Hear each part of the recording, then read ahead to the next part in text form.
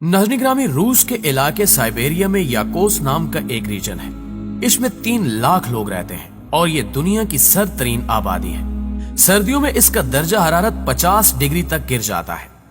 याकोस का एक गांव ओमियाकोन दुनिया का सर्दतरीन गांव है। इसका दर्जा हरारत -71.5 सेंटीग्रेड तक भी चला जाता है। सर्दियों के आम दिनों में भी इसका टेम्परेचर -47 डिग्री सेंटीग्रेड होता है। यह दर्जा हरारत इस हद तक कम है कि लोगों का लाबे दहन तक मुंह में जम जाता है और ये बात करने के काबिल नहीं रहते। आंखों का पानी पुतलियों में जम जाता है और 1.5 मिनट बाहर निकलने के बाद जिस्म के हिस्से स्नो बाइट की वजह से झड़ने लगते हैं। लोग सारी सर्दियां अपनी गाड़ियां स्टार्ट रखते हैं, क्योंकि गाड़ी अगर एक बार बंद हो जाए तो फिर ये दोबारा स्टार्ट नहीं होती।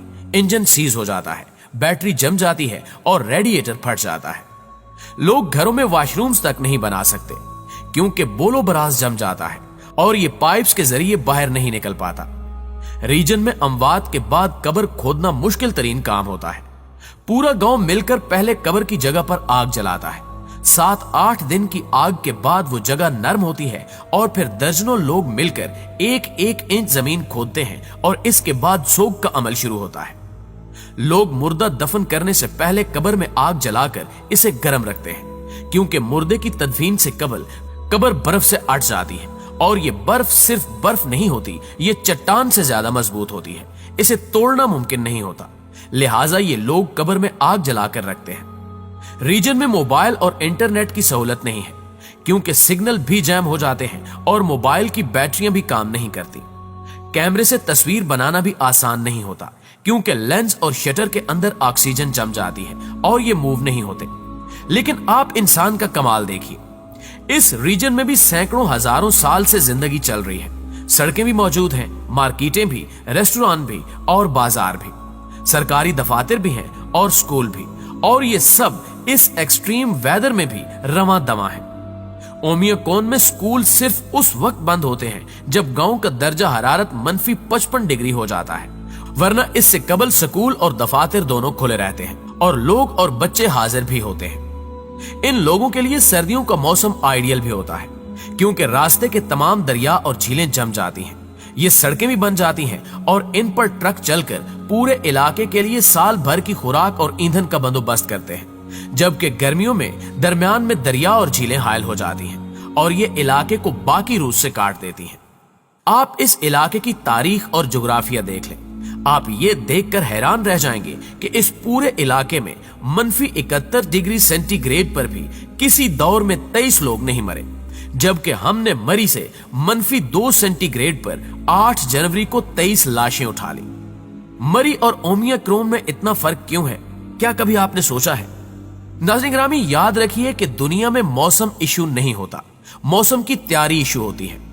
आप अगर सर्दी या गर्मी का मुकाबला करने के लिए तैयार हैं तो फिर कोई मसला नहीं, और आपने अगर ज़हनी और जिस्मानी तौर पर तैयारी नहीं की तो फिर आप लाहौर, रावलपिंडी और इस्लामाबाद में भी सर्दी से ठिठर कर मर जाएंगे, या कराची में हीट स्ट्रोक का शिकार होकर 2000 मुर्दों में शामिल हो जाएंगे, या फिर सैलाब में बह जाएंगे।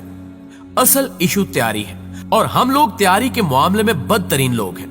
दुनिया में लोग सर्दी और गर्मी का 6 माह पहले बंदोबस्त शुरू कर देते हैं, जबकि हमारे पास अगले दिन के लिए माचिस, मोमबत्ती और चाय की पत्ती नहीं होती। लिहाजा ये वाकया तैयारी की कमी की बदतरीन मिसाल है।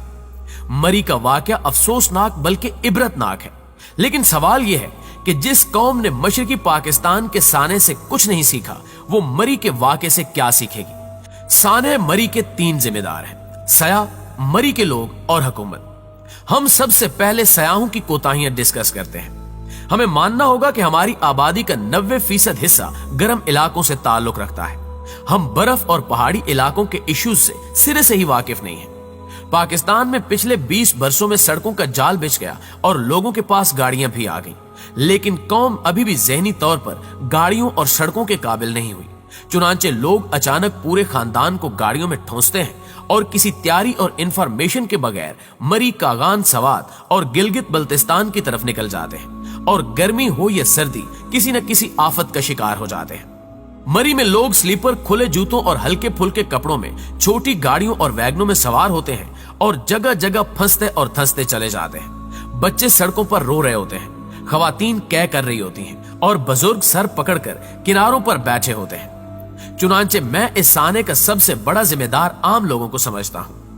आप खुद सोचिए कि जिस शहर में सिर्फ 2,500 से 3,000 गाड़ियों की पार्किंग हो, उसमें अचानक 1 लाख गाड़ियां आ जाएंगी और शहर में सिर्फ 2,000 कमरे होंगे और वहां 4 लाख लोग आ जाएंगे, तो उस शहर का क्या बनेगा? ये इतने लोगों को कैसे टेक केयर करेगा? दूसरा, बर्फ का एक प्रोटोकॉल होता है।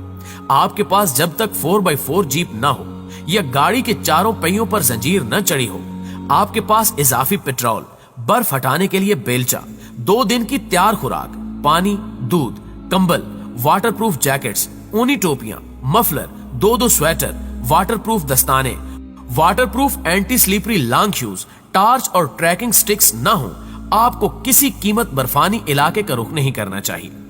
बिलखसूस उस वक्त जब आपके साथ 12 साल से भी कम उम्र के बच्चे या 70 साल से बड़े बुजुर्ग भी हों।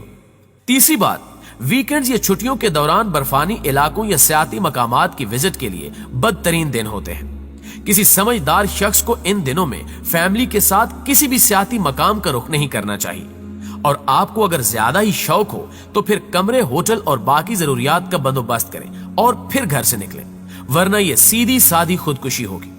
चौथी बात, बरसात के मौसम में भी पहाड़ी इलाकों में हरगिज ना जाएं। बारिश में दुनिया के तमाम पहाड़ी इलाकों में लैंडस्लाइडिंग होती है और पहाड़ी तोदे और चट्टाने गिरने से हर साल सैकड़ों खानदान दुनिया से रुखसत हो जाते हैं। गाड़ियां भी हफ्ता हफ्ता लैंडस्लाइडिंग में फंसी रहती हैं। आप इस प्रोटोकॉल को भी पल्ले बांध लें। और पांचवी बात, आप अगर बर्फबारी में फंस गए हैं तो गाड़ी में मैसूर न रहें, गाड़ी साइड पे लगाएं और खानदान को लेकर पैदल निकल जाएं। और आपको जहां भी पनाह मिलती है आप फौरन ले लें। गाड़ी की कुर्बानी दे दें, लेकिन अपने आप और खानदान को बचा लें। और ये अगर मुमकिन न हो तो हर 15 मिनट बाद गाड़ी से उतरकर इसके तमाम दरवाजों की साइड्स और साइलेंसर से बर्फ हटा दें, वरना दरवाजों के बाहर बर्फ जमा हो जाएगी, ये मुकम्मल बंद हो जाएंगे और आप गाड़ी से बाहर नहीं निकल सकेंगे। ये भी याद रखें, मुसलसल हीटर चलने से गाड़ी के अंदर ऑक्सीजन कम हो जाती है और अगर इस दौरान साइलेंसर के सामने बर्फ जमा हो जाए तो कार्बन मोनोऑक्साइड वापस गाड़ी के अंदर आ जाती है और ये गैस खामोश कातिल है। इसकी बू या जायका नहीं होता। ये जब आती है तो गाड़ी में मौजूद लोगों को महसूस होता है कि हमें नींद आ रही है, जबकि ये बड़ी तेजी से मौत की वादी में गिर रहे होते हैं। लिहाजा गाड़ी का हीटर चलाएं तो शीशे हल्के से नीचे जरूर रखें और अगर बर्फ में फंस जाएं तो हर 10-15 मिनट के बाद नीचे उतरकर दरवाजों के साथ साथ साइलेंसर के सामने से भी बर्फ हटाते रहें। और आखिरी बात, आप जहां भी जा रहे हैं, खुदा के लिए जाने से पहले मौसम का हाल जरूर जान लिया करें। गूगल ने मौसम को अबराज नहीं रहने दिया, ये आपको मिनट बाय मिनट का हिसाब भी दे देता है। आप ये हिसाब जरूर देख लिया करें। आपको अगर रास्ते में पुलिस या इंतजामिया भी रोके तो इसे कुदरत की तरफ से इशारा समझकर रुक जाया करें। आप जब जिद करते हैं तो ये जिद आप और आपके खानदान की जान ले लेती है, क्योंकि मैं समझता हूं कि दुनिया में कुदरत के इशारों से टकराने से बड़ी बदबख्ती कोई नहीं होती। दोस्तों, इंशाल्लाह अगली वीडियो में हम मरी के लोगों और हुकूमत के जुल्म का जिक्र करेंगे। लेकिन आज की इस वीडियो से आपने कुछ सीखा है या नहीं, कमेंट करके जरूर बताइएगा। और अगर वीडियो अच्छी लगे और पसंद आए तो खुदारा इसे अपने दीगर दोस्तों के साथ शेयर जरूर कीजिएगा। शायद आपका एक शेयर किसी और खानदान को तबाह होने से बचा सके। इंशाल्लाह आपसे मुलाकात होती है अगली वीडियो में। तब तक अपना ख्याल रखिए। अल्लाह निगहबान।